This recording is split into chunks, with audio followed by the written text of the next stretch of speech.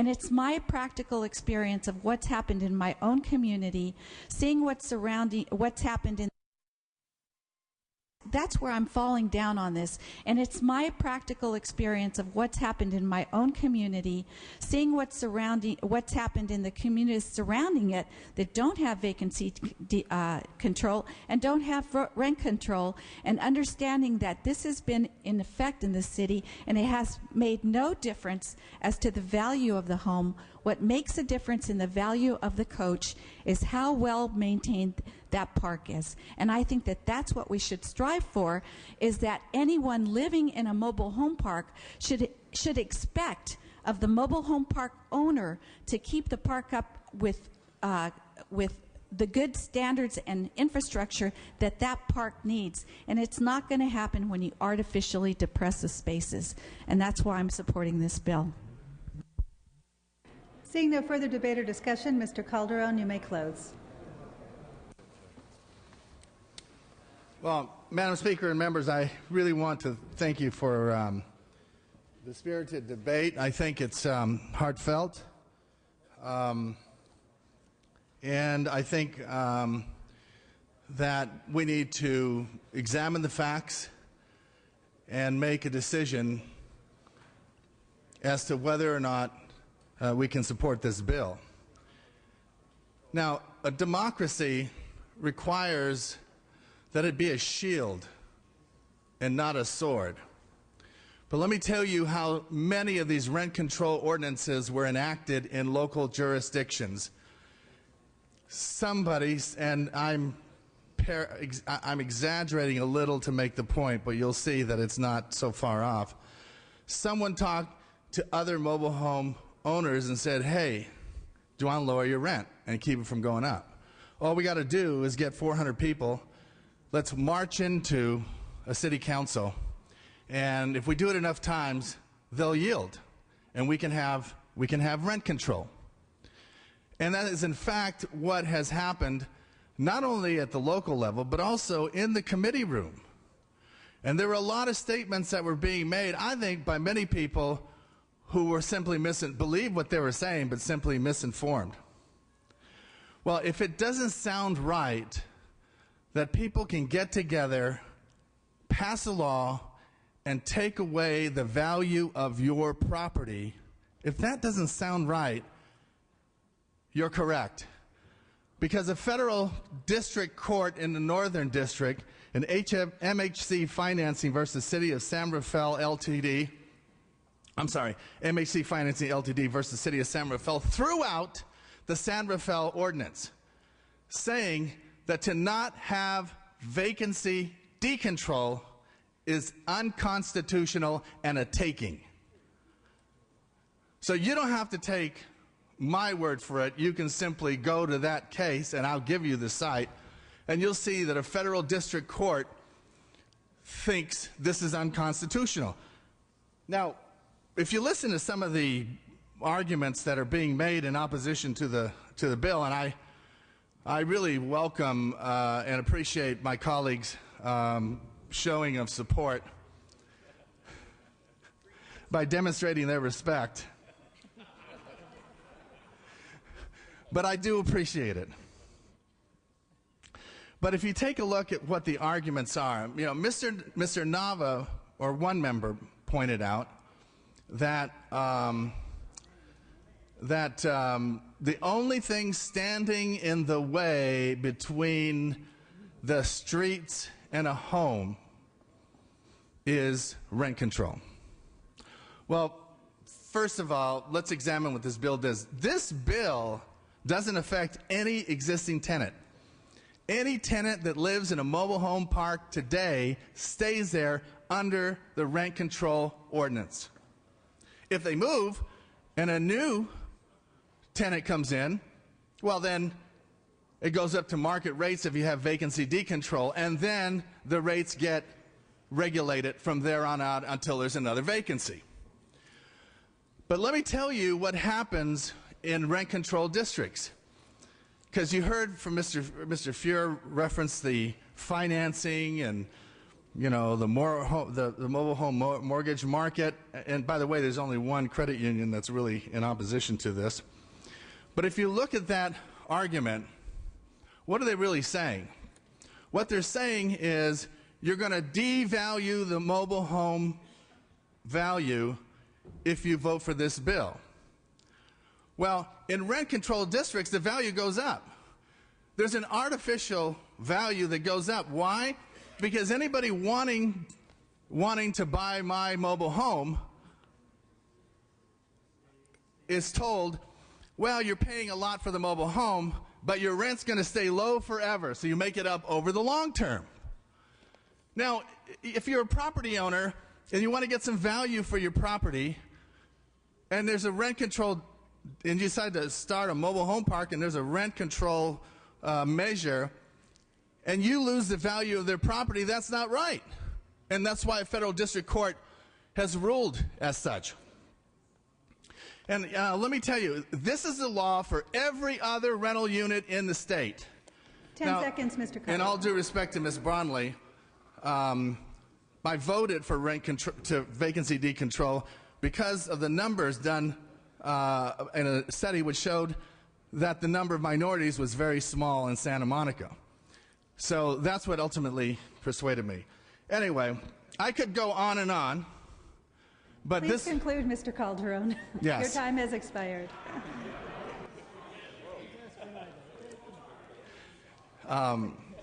This is a matter of fairness. Democracy should be a shield and not a sword. And if you own property, you ought to be able to get the value out of your property without it being taken away through the democratic process. I ask for an aye vote. All discussion having ended, clerk will open the roll. All members vote who desire to vote. All members vote who desire to vote. All members vote who desire to vote. All members vote who desire to vote.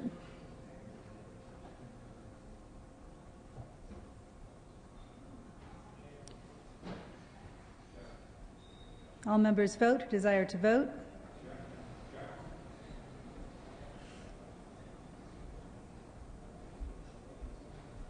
All members vote who desire to vote. Mr. Calderon? Mr. Calderon moves a call. Members, file item 17 is pass and retain.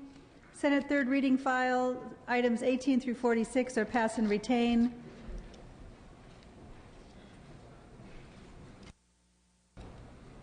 File item 47 is pass and retain.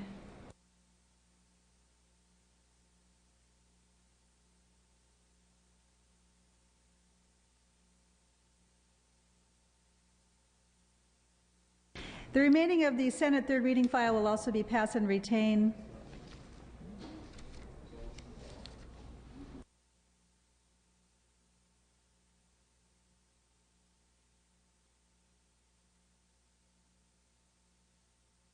We move on to the consent calendar. Clerk will read. Senate Bill 823 by the Committee on Revenue and Taxation and act relating to taxation. This is the consent file. Members, clerk will open the roll. All members vote who desire to vote. All members vote who desire.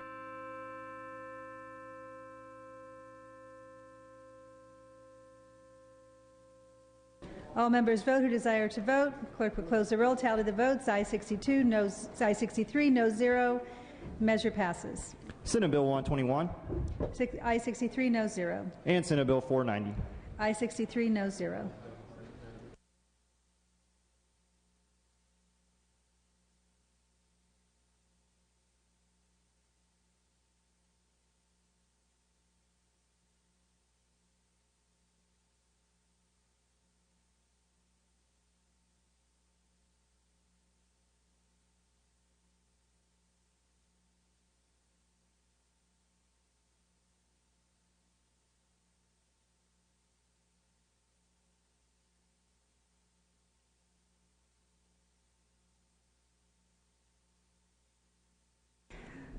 All right, members, we will recess the regular session now for purpose of convening the third extraordinary session.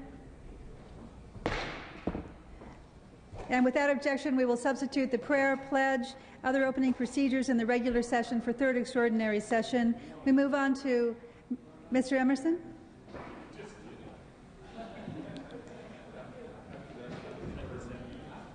We'll recognize Mr. Krikorian. We'll go on to motions and resolutions. Mr. Krikorian. Thank you, Madam Speaker.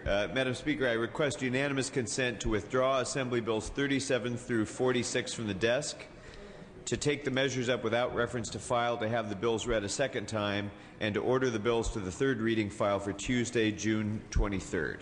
These measures relate to the budget. This motion requires a second. Mr. Gaines, are you objecting? Yes. Are you seconding? Well, I have an objection, or actually just a clarification with our members that we are going to abstain on this issue. Very well. Thank you. We still need a second. Mr. Fuhr seconds the motion. This is not debatable.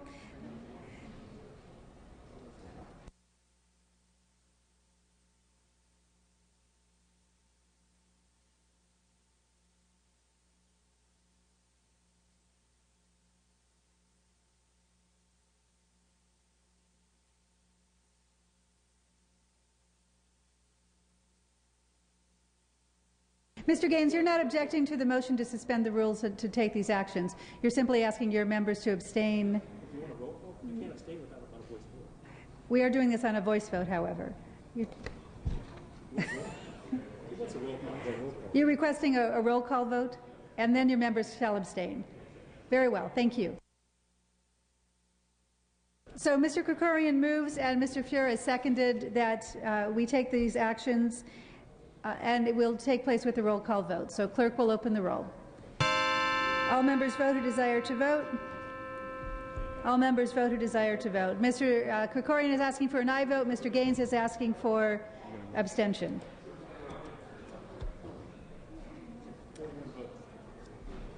Mr. Krikorian is asking for an aye vote. Mr. Gaines has asked for his members to abstain. All members vote who desire to vote.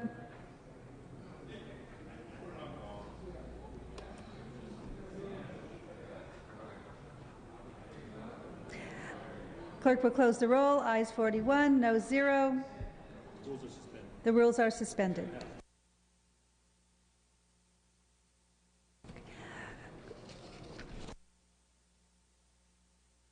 Okay, clerk will read AB 37 through 46 for a second time.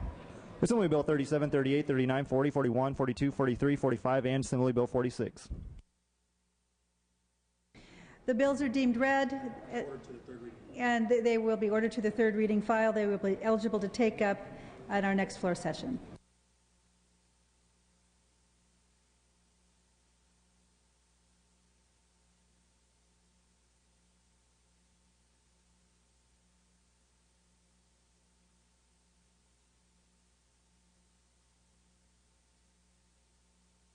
Members, that concludes our third extraordinary session business, so we will now recess third extraordinary session upon call of the Speaker.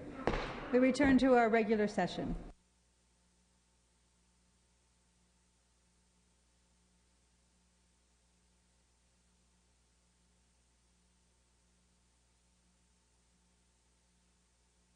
Members, we still have a few matters of business to take care of.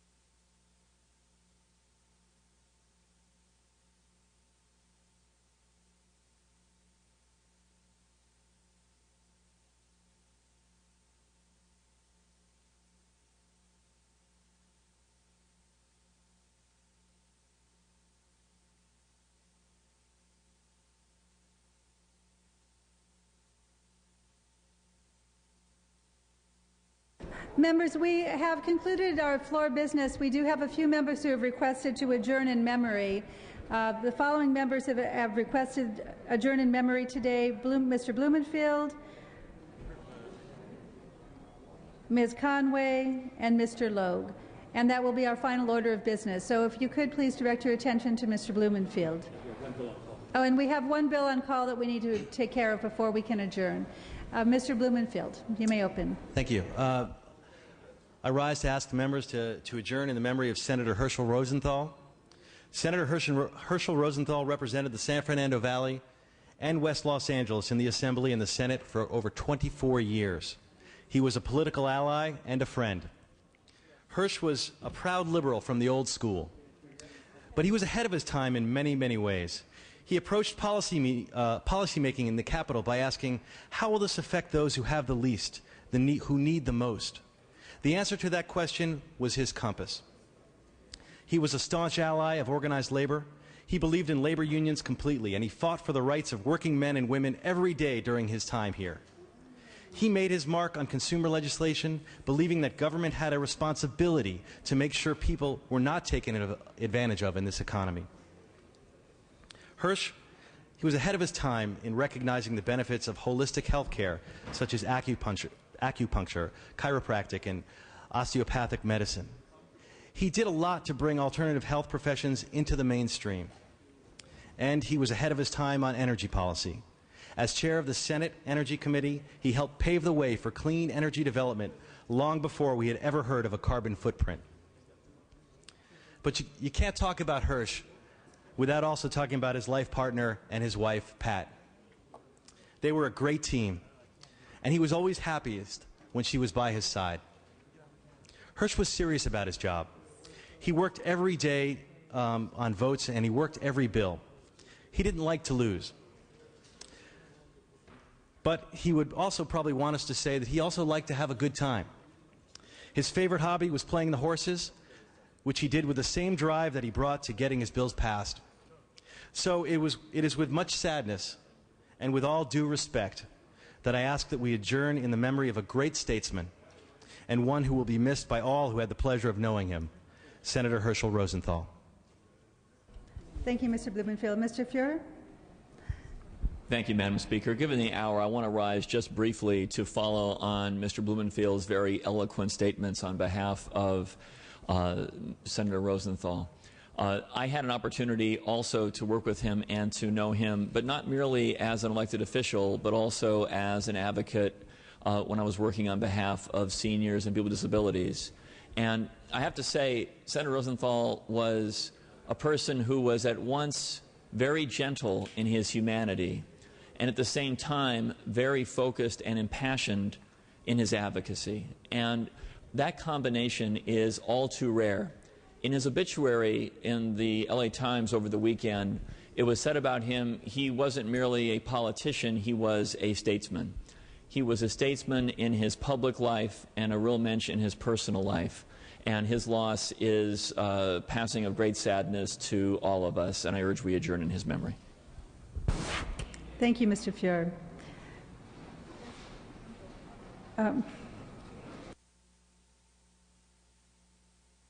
Mr. Nielsen? Thank you, Madam Speaker. Members of the Assembly, I would rise in acknowledgement of a dear colleague. Herschel and I, though of different parties, had so much in common in terms of the dignity of the institution and the dignity of human life of the people of the state of California. We shared that passion. Herschel had what I'd call an understated effectiveness. He was a very brilliant man, but he didn't impose himself on you. It was not bombastic. He was tenacious, though, the things that he cared about, and he put the Senate Energy Committee on the map. It was kind of a quiet little backwater, shall I say, till Herschel Rosenthal took over the chairmanship, and he did a lot of things as acknowledged in terms of energy development and alternative medicine that I relate to and understand. But truly, he was a gentleman. A credit and honor to both bodies that he served in, a true fine representative of the people of the district and the citizens he represented. He will be missed. He will be remembered. Thank you, Mr. Nielsen. We have two remaining requests to adjourn in memory. Ms. Conway. Thank you, Madam Speaker and members. I rise to ask you to join me in adjourning in memory of Pete John Vanderpool, Jr. Pete passed away surrounded by family and friends at the age of 47 after battling brain cancer for 11 months. Pete, as he was known, is the father of Supervisor Pete Vanderpool, who successfully won the seat that I vacated before I came here. A loving father and husband and involved in the community.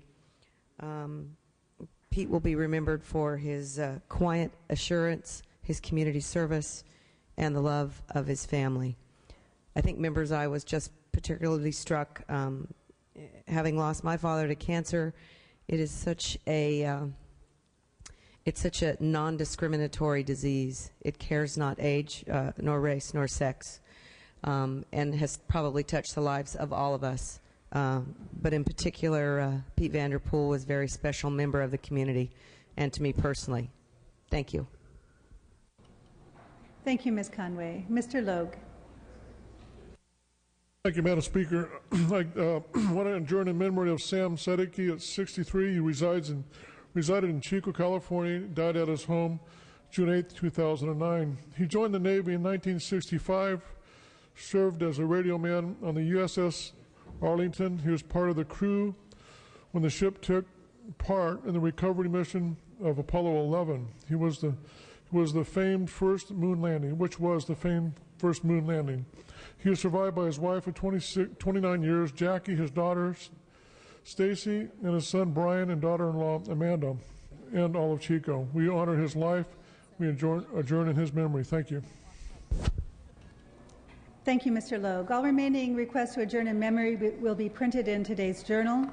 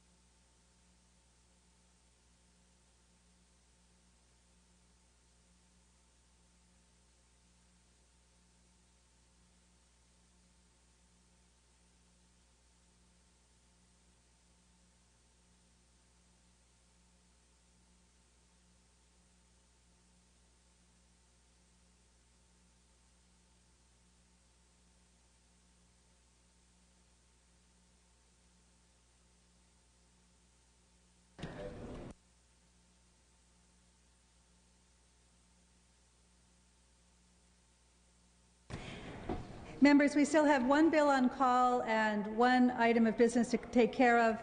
I recognize some people were not in the chamber when I announced our calendar, so just to repeat, tomorrow we will have check-in session and floor session upon call of the Speaker. On Wednesday, check-in session and floor session upon call of the Speaker. Thursday, floor session at 9:30. Friday, no floor session, no check-in session.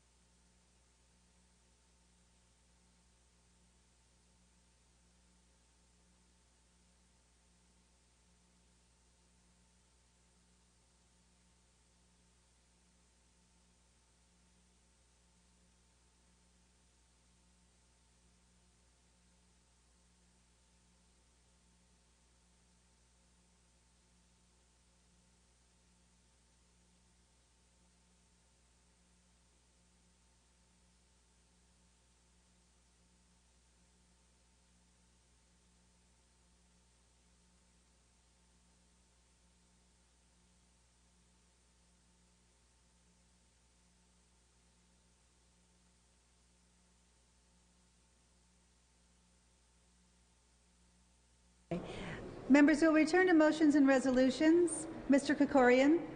Thank you, Madam Speaker. I request unanimous consent to re-refer SB 516 from the Revenue and Taxation Committee to the Human Services Committee and then back to the Revenue and Taxation Committee.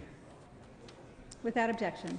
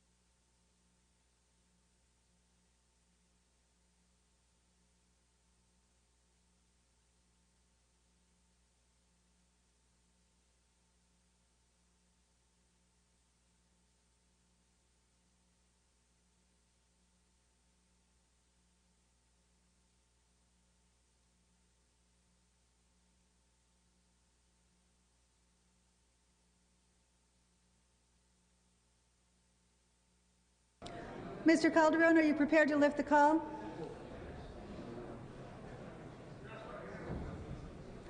Are you prepared to lift the call? Yes, lift the call, Madam Speaker. All right, members, we return now to file item 16, AB 761. Clerk will post.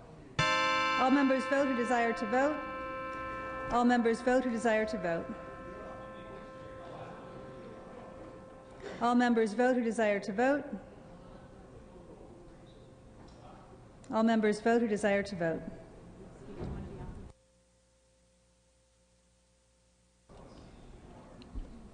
All members vote who desire to vote.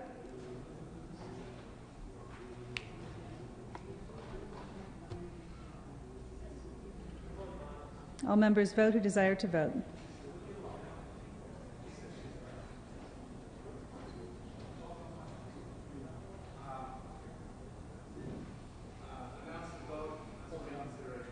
Clerk will close the roll and tally the votes. Ayes 38, noes 25. The measure fails. Mr. Calderon, what's your pleasure? Did you request reconsideration? Move reconsideration. Clerk will note. Members, that concludes our business on the daily file.